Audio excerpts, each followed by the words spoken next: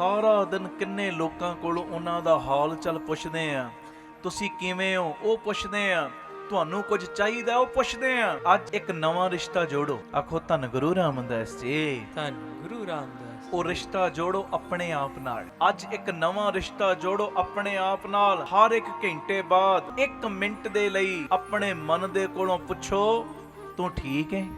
ਤੇ ਜੇ ਤੁਹਾਨੂੰ ਠੀਕ ਨਾ ਲੱਗੇ ਤੇ ਮਨ ਦੇ ਨਾਲ ਪਿਆਰ ਦੇ ਨਾਲ ਗੱਲ ਕਰਨ ਦਾ ਯਤਨ ਕਰੋ। ਪੁੱਛਿਆ ਕਰੋ ਆਪਣੇ ਮਨ ਨੂੰ, ਤੂੰ ਠੀਕ ਹੈ? ਤੈਨੂੰ ਕੋਈ ਪਰੇਸ਼ਾਨੀ? ਆਪਣੇ ਆਪ ਨਾਲ ਇੱਕ ਰਿਸ਼ਤਾ ਜੋੜੀਏ ਨਾ। ਤੇ ਜੇ ਮੰਨ ਲਓ ਠੀਕ ਨਾ ਲੱਗੇ ਤੇ ਉਸ ਵੇਲੇ ਗੱਲ ਵਿੱਚ ਪੱਲਾ ਪਾ ਕੇ ਇੱਕ ਜਪਜੀ ਸਾਹਿਬ ਦਾ ਪਾਠ ਕਰ ਲਓ, ਇੱਕ ਚੌਪਈ ਸਾਹਿਬ ਦਾ ਪਾਠ ਕਰ ਲਓ ਤੇ ਗੁਰੂ ਪਿਤਾ ਜੀ ਨੂੰ ਕਹੋ, ਗਰੀਬ ਨਿਵਾਜ ਪਾਤਸ਼ਾਹ ਇਹ ਡੋਲਣ ਲੱਗ ਪਿਆ, ਇਹਨੂੰ ਆਪੇ ਸਹਾਰਾ ਦੇ ਦਿਓ। ਆਖੋ ਧੰਨ ਗੁਰੂ ਰਾਮਦਾਸ ਜੀ, ਧੰਨ ਗੁਰੂ ਰਾਮਦਾਸ ਜੀ।